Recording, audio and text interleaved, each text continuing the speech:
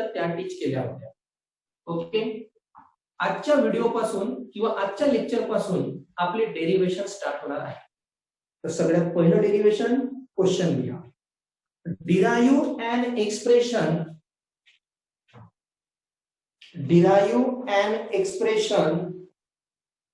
for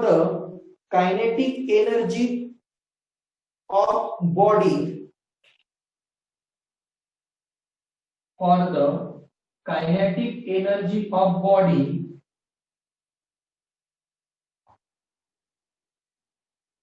kinetic energy of body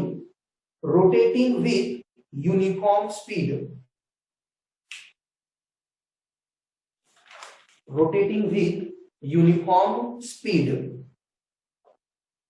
पुन्हा सांगत आहोत. Derive an expression for the kinetic energy of body rotating with uniform speed. Kinetic energy, यालाच और मध्ये करा. Derive an expression for the kinetic energy of body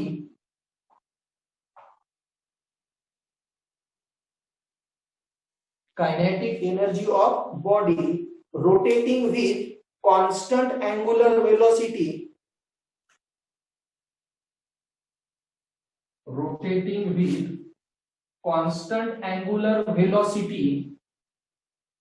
Full stop. Hence show that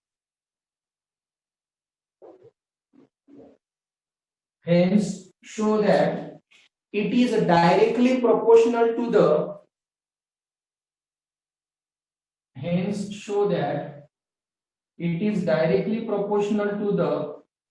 square of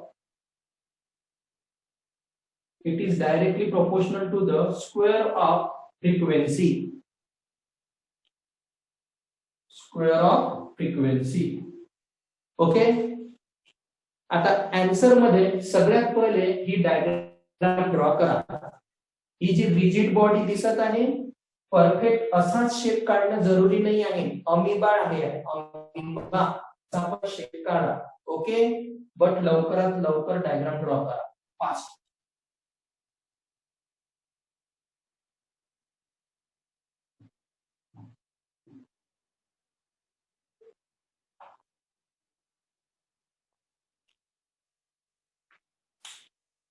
draw fast.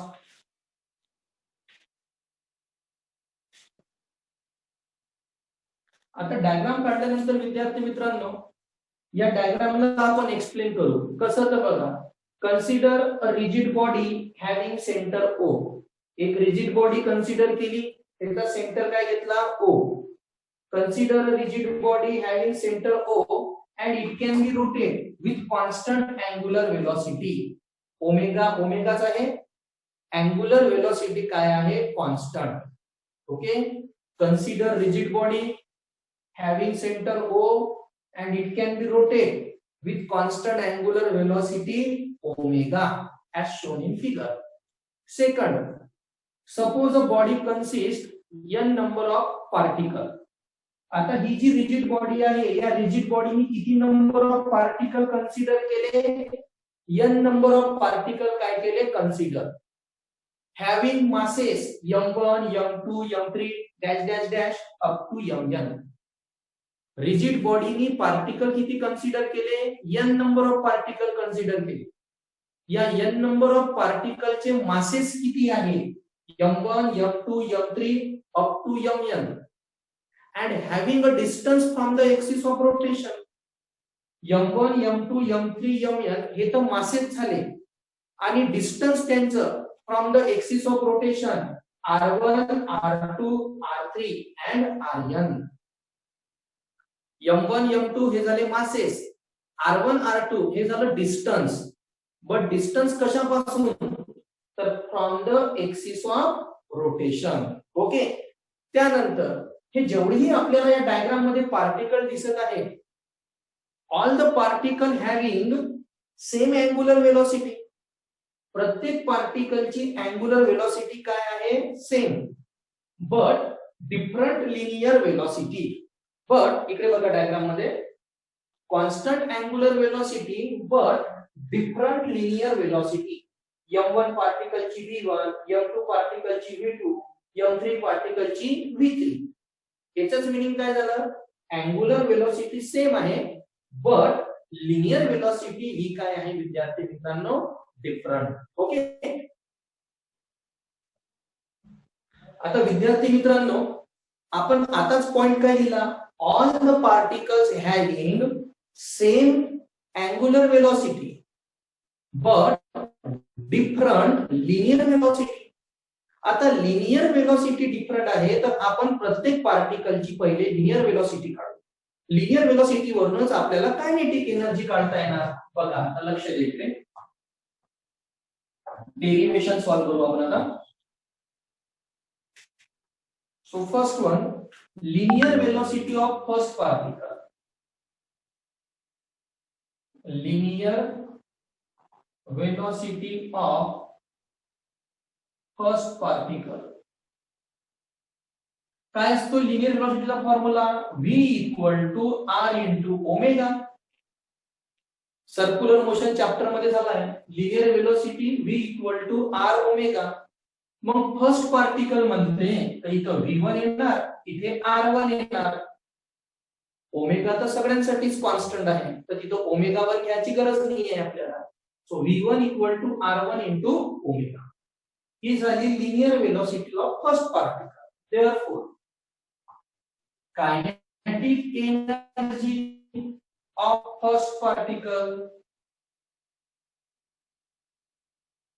Kinetic energy of first particle काय म्हणतात? Kinetic energy काय असतो formula? 1/2 mv² असतो kinetic एनर्जीचा फॉर्म्युला. बट कोणत्या पार्टिकल साठी म्हणते? First particle. So kinetic energy first, mass पण फर्स्ट पार्टिकल साठी आणि वेलोसिटी पण फर्स्ट पार्टिकल. m1 आणि v1. बट v1 ची व्हॅल्यू किती आहे? r1 omega. So 1/2 m1. v1 म्हणजे r1 ओमेगा, तर v1 स्क्वेअर म्हणजे काय येणार? r1 square omega square. कारण v1 च्या ठिकाणी आपल्याला r1 ओमेगा पुट करावे लागणार. ओके. त्यानंतर ही झाली आपली kinetic energy of first particle. समजलं विद्यार्थी मित्रांनो? राईट डाऊन दिस. जसं आपण आता विद्यार्थी मित्रांनो kinetic energy of first particle find out केलं, त्यानंतर सिमिलरली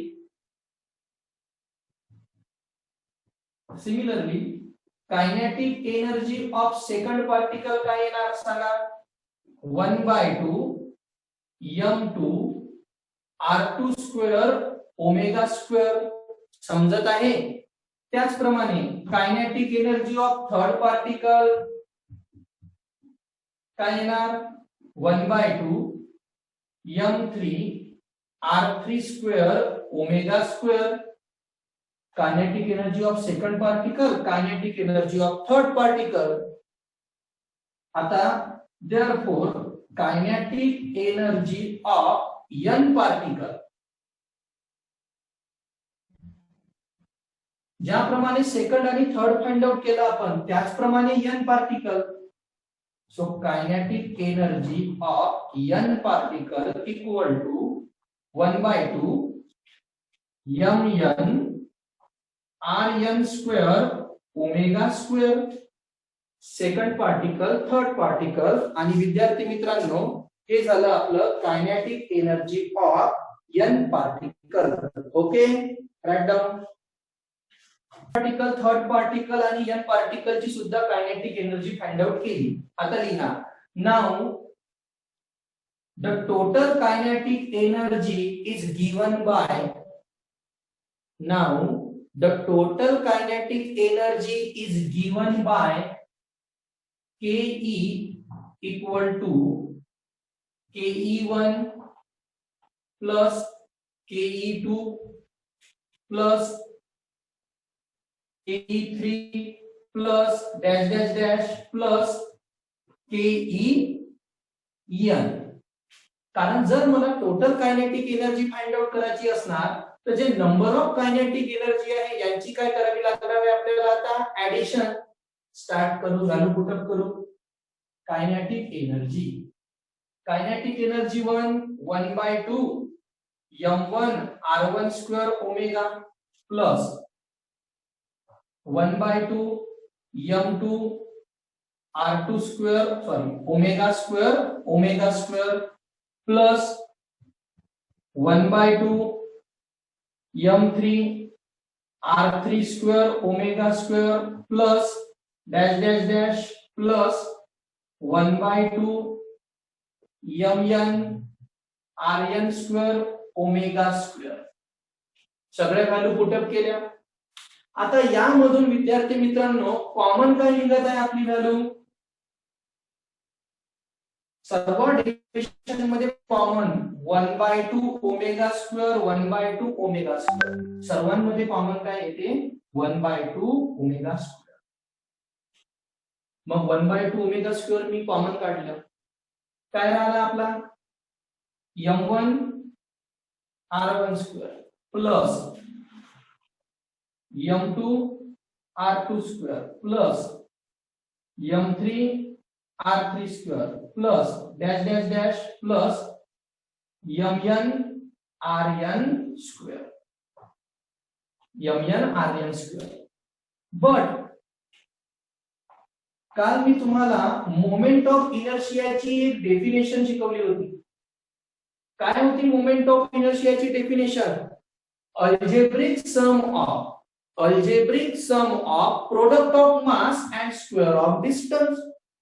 बघा m आणि r, m म्हणजे मास, r म्हणजे डिस्टन्स आणि त्याचा काय आहे? स्क्वेअर. आणि सगळ्यांची अल्जेब्रिक सम आहे. यालाच मी काय लिहू शकतो? Algebraic sum. कुठून चालू झाला? 1 पासून कुठपर्यंत? n. तर I equal to 1 up to कुठपर्यंत? n. आणि m1 आणि r1 ला आता काय डिनोट करतो मी? mi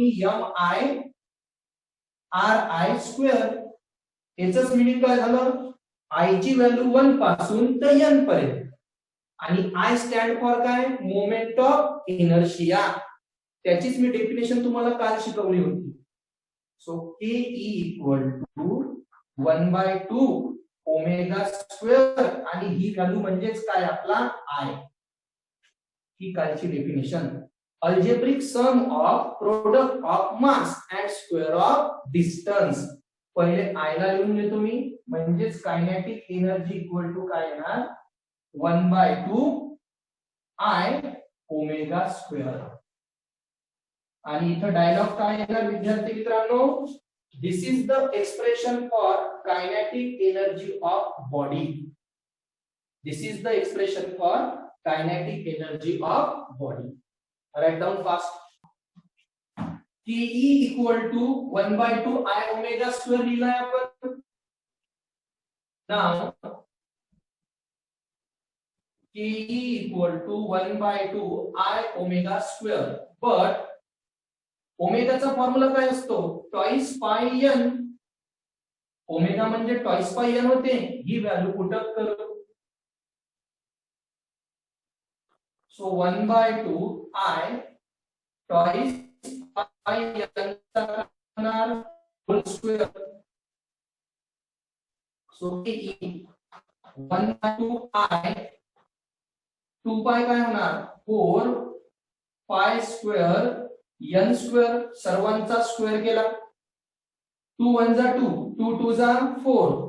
so Ke equal to 2 I pi square n square. 2I दिलं 2I पाय स्क्वेअर n स्क्वेअर. आता बघा 2 पण कॉन्स्टंट आहे, I पण कॉन्स्टंट आहे आणि पाय पण कॉन्स्टंट आहे. as 2I pi is constant,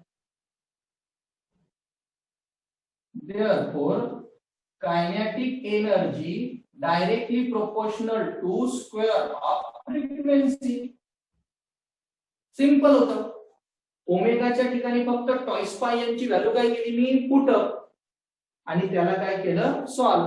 याला सॉल्व केल्याबरोबर आपण काय केलं? Kinetic energy is directly proportional to square of काय? frequency. Okay, derivation finished.